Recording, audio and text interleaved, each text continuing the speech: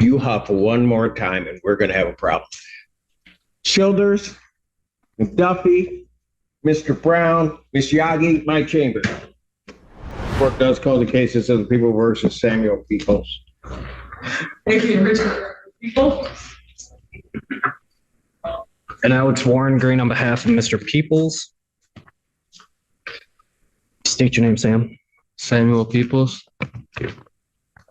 Your Honor, in file 1326, Mr. Peoples has not yet been referred to the Forensic Center. I've prepared an order, and we are asking the court to order a... Now here's where it gets interesting legally.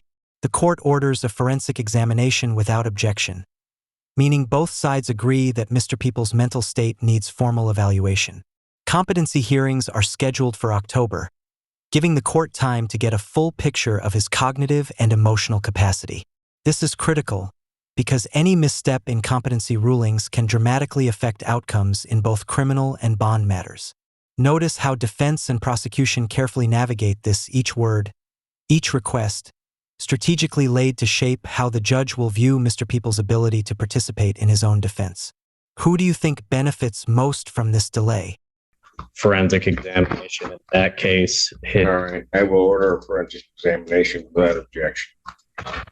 On that case, what is my next date? Give me. Let's see how.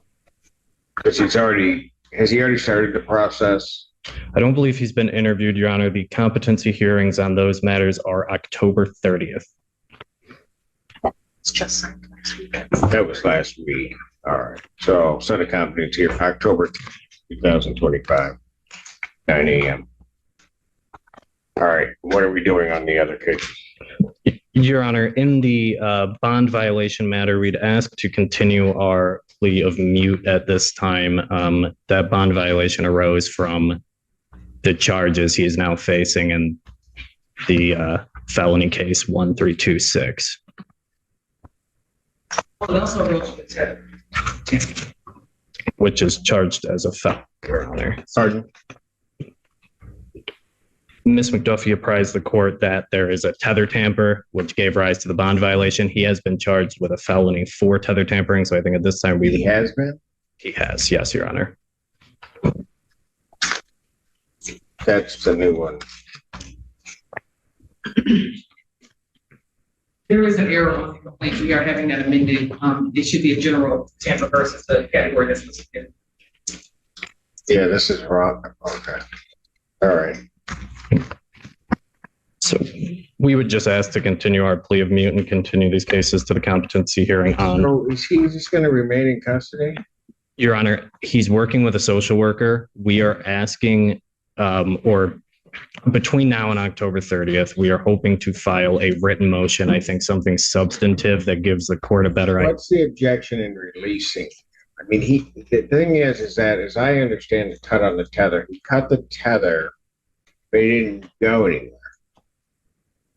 Or I'm saying, yeah, worse, he cut the tether. I'm not. But he didn't go anywhere. He was right there when they went to go get him. That's my understanding as well, Your Honor. If the court would consider it, then I'd ask that he be released back to home confinement. I had a lot of anxiety. Response? Your Honor, obviously we had an extended conversation about this at the last hearing. I don't have any objection to him remaining on the conditions that he was on prior to this incident. I'm concerned that given that we have this incident, I don't know how sufficient that's going to be, but I'm fine with him returning to home confinement for previous terms.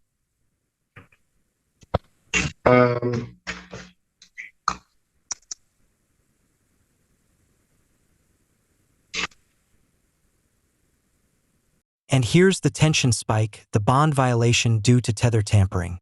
Let's break that down.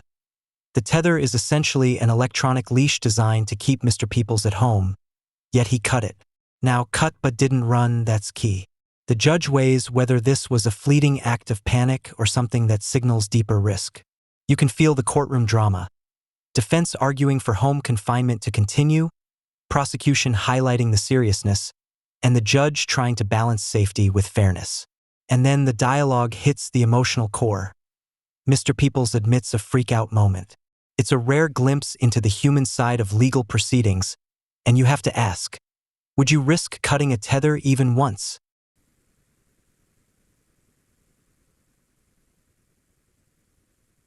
Mr. Peoples, if I let you go back home, you're gonna cooperate and do the right thing? Yes, Your Honor. Okay, that means you can't tamper with the tether. I understand now. You understand that? Yes. Or you understood it before you just did it? I had a moment of anxiety that led to a freak out. Yes. And I felt like I needed to get it off me because it was claustrophobic. And Got it. yes. I hear you. Okay. All right.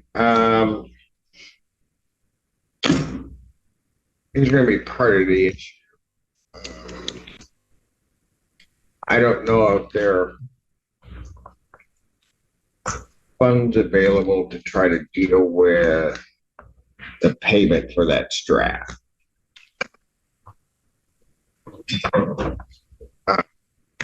Do you know family-wise whether that's available? Your Honor, we have been in contact with his family. It's certainly something I can ask them. Pardon? It's certainly something I can ask his family. They are here today. They are here. That's correct, Your Honor. All right. Samuel, Yes, Your Honor. I give you another shot. You gonna try to do the right thing? Yes. Okay. Thank you, Your Honor. All right. I'm gonna do it. I think you can do it. Me too. Okay. All right. Got it? Thank you. So what's going to have to happen is somebody's going to have to pay money for the strap that got damaged on your tether. Understand. I'm going to reinstate your previous bond where you were previously at home, right? Mm-hmm. And then Next, watch how family advocacy comes into play. Mr. Peoples' family requests flexibility for potential crises, like transport to Trinity Hospital, while staying compliant with court orders. This is a textbook example of navigating the gray areas between medical necessity and legal compliance. The judge carefully balances these requests against strict tether requirements, showing how even small deviations can ripple through the justice system. Notice the push and pull, objections, clarifications, and those subtle courtroom power plays. It's a high-stakes chess game, and you can almost hear the gavel weighing each nuance. Comment below. Do you think the family's involvement helps or complicates the case? they'll have to do that because you don't have a tether on now, right? That's correct. Okay, so they'll have to fit you with a new one prior to your release. All right. Thank you, Your Honor. Okay. Don't let me down. You hear me? Yes. Yes, sir. Your Honor, may I add one thing? After Sure. consulting with Mr. Peoples' family, they are asking the court if Mr. Peoples has any kind of crisis or something like that, if he can be transported to Trinity Ann Arbor without necessarily violating a confinement order. I know it's tricky to do, but they can alternatively contact me and I can talk to the tether agent if that arises. Response. We addressed this, I think, at the last hearing. If Mr. Peoples needed to get seek help at the hospital, that wasn't going to be an issue regardless. He would just they would simply need to notify community corrections of what happened and where they are. And if there were any sorts of deviances from the home confinement zone, I think that was the plan, which was to immediately notify community corrections office so that the court would be apprised of what was happening. But the tether conditions, I believe, ought to remain the same. Actually, what happened last time was the public defender came up on Mr. Peoples' behalf with a communication from CMH and a request, I believe, from his family that they're aware of certain triggering events for Mr. Peoples. That on those triggering events arising, what they were looking for was some leeway from the court to allow them to take what action, not necessarily, I mean, if they had to go to Trinity, that's fine. That's a medical thing at that point. But from what I understood and what was explained to the court, sometimes it may just be a walk just to kind of bring him back and to do whatever. I mean, I'm not using medical terms, but yeah, I think you get what I meant. My understanding is, as we were looking at that, is the people were absolutely not in agreement with that. That's not correct, Your Honor. The request. Well, that's what you said. The request for. That's what you said at the bench. If you're telling me I'm wrong, then you better be clear, Yates, right now. I will be clear right now, Your Honor. What I said was no to the request for a tracking tether, not for home confinement. That's what I disagreed with. When he asked whether or not they could leave, you objected vehemently, which is why I came to the decision that what I was going to do was I was told and I made it very clear, we'll bring him in here, because what I told him very clearly is, fine, you can ask for permission, but maybe we're just in a situation to ask for forgiveness. Let the family do what they need to do. That's what you said. That was your objection. I'm not disagreeing with that part. The request is for a tracking tether change. Stop talking.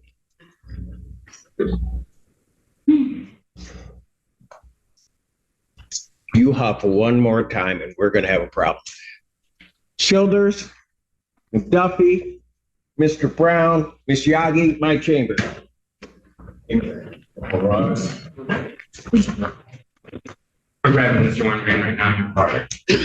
Your Honor, I'm very familiar with Mr. Peoples' case that the court wants to proceed. Fast forward to the bond adjustment.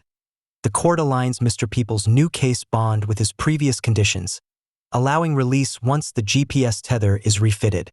This might seem procedural, but it's actually a major tactical move. It ensures continuity in monitoring, maintains compliance, and demonstrates how judges actively manage multiple layers of risk. And here's a subtle point.